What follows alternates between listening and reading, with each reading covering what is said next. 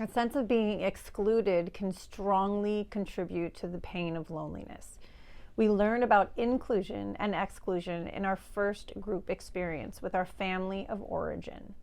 When, as children, you feel loved and valued and included, loneliness is an infrequent and fleeting feeling. When it visits you, you only have to remember that warm, fuzzy sensation of being part of a loving group, and the insecurity disappears. In this way, a strong sense of belonging plays a large part in driving away loneliness.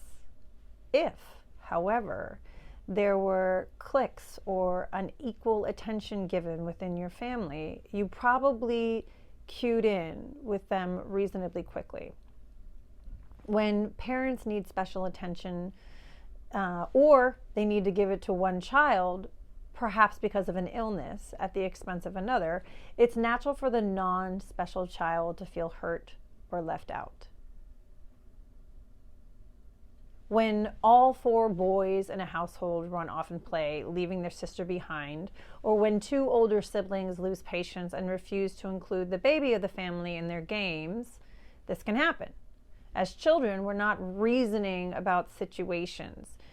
We know our needs got shelved. When parents are sensitive to your needs, they can minimize your hurt and disappointment by helping you deal with them.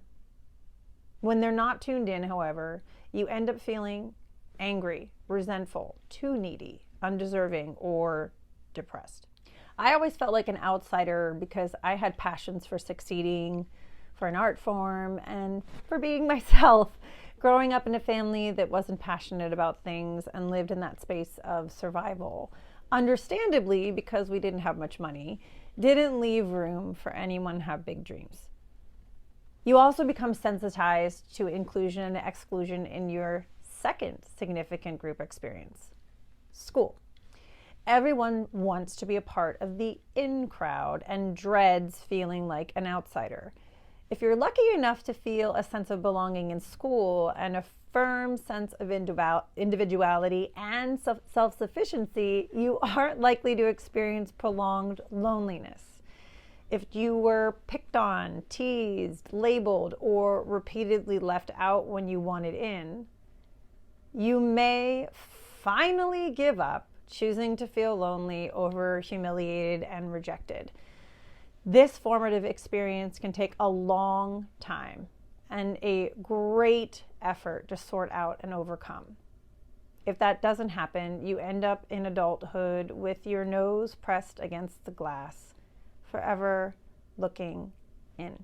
When I got to this part of my work around loneliness, I was baffled by how much work I had to do. I honestly had no idea. When I was in school, I left early to go train to be a ballet dancer, and I didn't get to sit in the lunch cafeteria. I didn't have gym class. I didn't hang out with my classmates after school. I danced all weekend, so I didn't go to football games or basketball games. And at the time, I guess I was taught and felt that, you know what, I don't need this because I know what I'm going to do with my life, and this is what it takes.